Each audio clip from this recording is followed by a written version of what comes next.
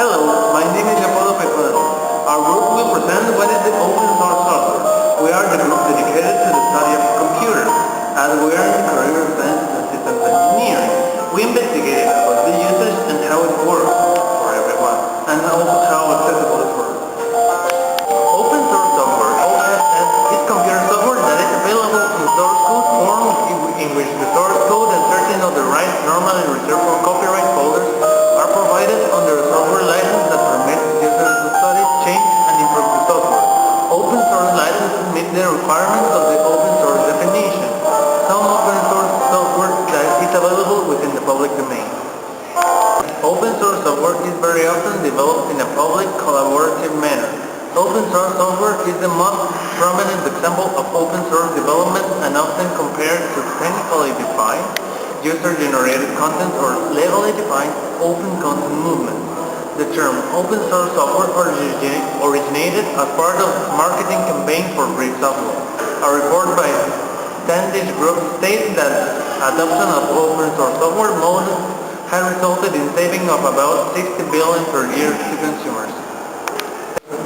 Hello, my name is Milena, and I'm gonna talk about what is free software. Free software refers to the user's freedom to copy, distribute, study, change, and improve the software.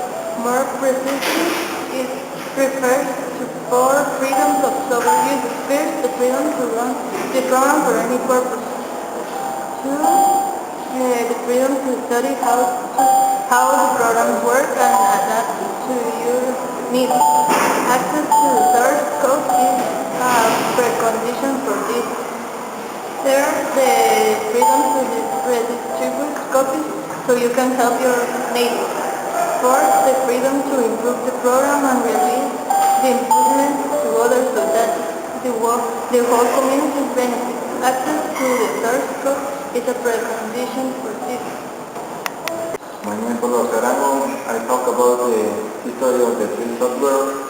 Between 60 and 70 of the 20th century, the software was not considered a product, but an addition that sellers of large computers of the era contribute to their customers so that they could use.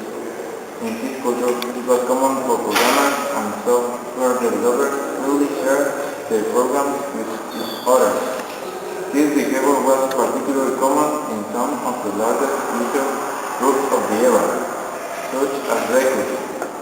In the late 70s, companies began the habit of imposing restrictions on users with the use of licensing agreements.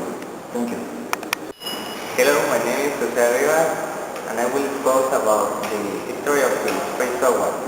Back in 1971, when the computer had just suffered the great boom, people who used it in university and business software credits shared without any restriction.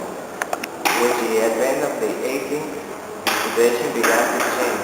Most modern computers began using proprietary operating systems, forcing users to accept restrictive conditions that prevented change to the software.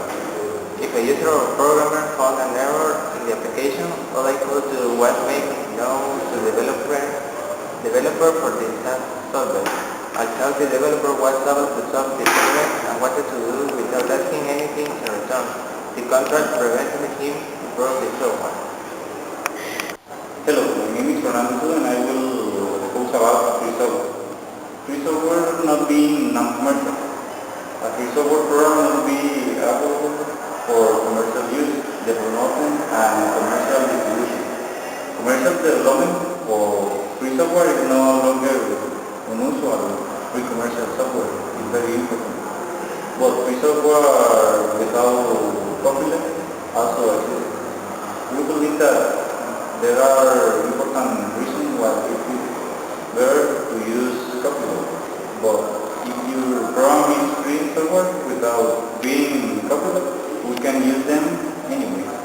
When we speak of free software, avoid terms such as given or free because those terms imply that it is price, not freedom.